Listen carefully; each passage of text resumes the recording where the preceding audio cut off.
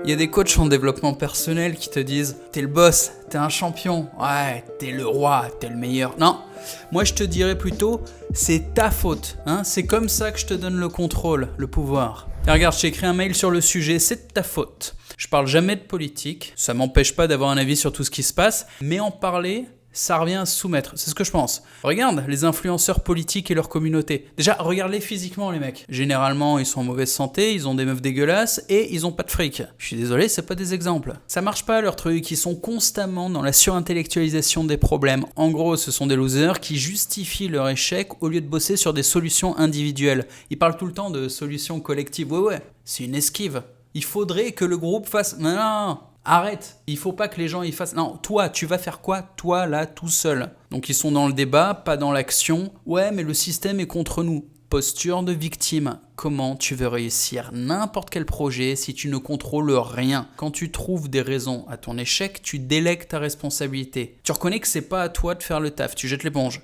Ou à la limite, il faut être honnête, il faut regarder le divertissement politique pour ce que c'est, un divertissement, et arrêter de se la jouer, genre il faut s'impliquer dans la vie politique, mais de quoi tu parles? Commencez par avoir quelques petites victoires personnelles, un peu d'autorité avant de vouloir influencer la vie commune. Les grandes choses sont faites par des hommes qui prennent leurs responsabilités et passent à l'action. Comprends bien ça. Tu mérites tout ce qui t'arrive. Même quand tu y es pour rien, c'est entièrement de ta faute. Faut que ça rentre dans ton crâne. Écris-le sur un post-it, sur ton bureau, mets-le en fond d'écran sur ton téléphone, affiche-le sur la porte des chiottes. C'est ma faute. Même si t'es né dans une situation merdique, que tes parents t'ont jamais aidé, que personne t'a tendu la main, c'est de ta faute. Même si t'es malade, que t'as le cancer et que tu vas crever, c'est ta faute. C'est une technique de domination ultra puissante parce que personne ne fait ça. Quand une nana te prend la tête, c'est ta faute. Quand ton employé fait de la merde, c'est ta faute. Quand tu te fais agresser dans la rue, c'est encore ta faute. T'aurais dû anticiper et agir en conséquence. Le seul à qui tu peux reprocher quelque chose, c'est à toi-même. L'intérêt de faire ça, c'est pas du masochisme, hein.